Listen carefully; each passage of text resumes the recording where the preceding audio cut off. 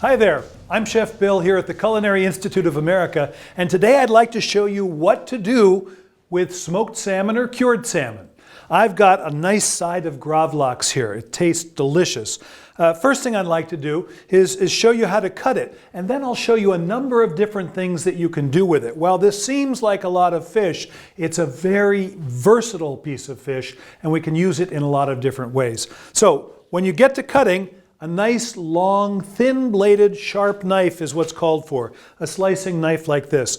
Cut from the tail end and cut at an angle on the bias. So slide the knife gently into the meat, and you want to cut it so thin that you can see the knife blade. When you get down to the skin, twist the blade towards the tail and make sure you've got some place to put this meat. I'll show you one more time. Slide it, slide it, slide it. And as you get down to the bottom, twist, and you're good to go. Some of your slices may come out a little bit thicker, and I'll show you exactly what to do with those as well. I'm going to take the skin and just fold it up over the cut surface.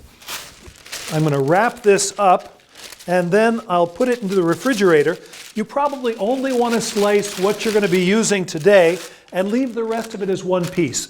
Like this, it'll last easily 10 days to 2 weeks. I've got the start of a really favorite sandwich. It has whole grain bread that's been toasted. On top of that, a little bit of mayonnaise and hummus, greens, avocado, tomato, and cured salmon. This cured salmon has the flavor of the dill that it cured with. Smoked salmon would be entirely appropriate here. It would be almost like a little BLT. So either way, don't worry about it. If you want to lay on a little bit more dill, you can do that. If you wanted to eat it as an open-faced sandwich, just the way you see it here, I think that's great. Otherwise, take the top bread, and that sandwich is ready to be enjoyed. Next, I'm going to show you how to take that same salmon and really dress up a potato salad. So I'm going to take some of these slices of salmon, I'll just bring them up on the cutting board, and I'm going to cut them just once down the middle so they're a more reasonable size, just like that. And I have a German potato salad, and I'm going to take that German potato salad and put it into the bowl. And I'm going to send that German potato salad to Scandinavia by putting in some gravlax. And then I went to my pantry and I had some dilly beans and carrots that were pickled, and so I'm going to add those as well. We'll stir this all together, and halfway between Scandinavia and Germany, you have a potato salad with either cured salmon, and again, this could be smoked salmon, and it would taste every bit as delicious. There's a second idea for using up cured salmon.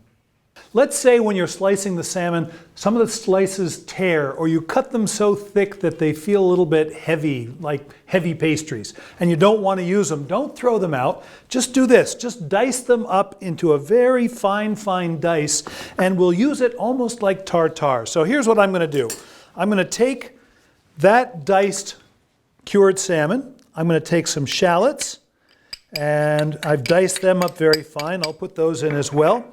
A little bit of mustard, and some dill that's been chopped. You can flavor this really any way you'd like. Sometimes I put horseradish in here, and just to get it to bind together, some really nice olive oil.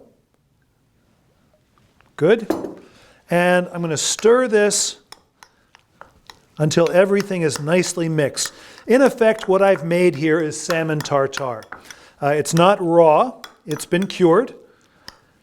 You probably will discover you don't need to season it with salt because the salt of the cure is very pronounced. Now, I like the idea of putting sour cream in here, but if I do, the whole thing will become creamy and I'll lose the wonderful color of the salmon. So I have instead chosen to take these little cucumber cups and I put a little sour cream down in the bottom. And what I'd like to do now is just spoon some of this mixture right on top of the sour cream. We're going to be a little bit careful so we don't spill. and just slide it right in there like that. It makes for a beautiful little hors d'oeuvre, and it doesn't have to take a lot of time. I still have a good deal of this mixture, so let me show you something else you might choose to do. I have a favorite recipe for deviled eggs, and I'm sure everyone does. Typically it's the egg yolks, mayonnaise, mustard, some kind of herbs typically go in there.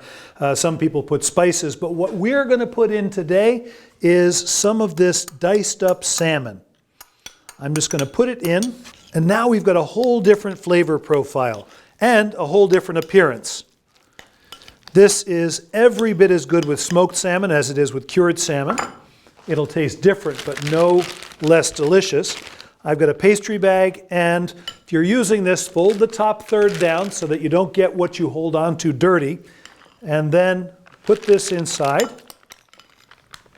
I'm going to make sure that as much of the air is out of here as possible. If you don't have a pastry bag, it's a very easy thing to take a resealable bag and just cut the corner off of it, or you could spoon this into the eggs as easily, just as I did with the salmon.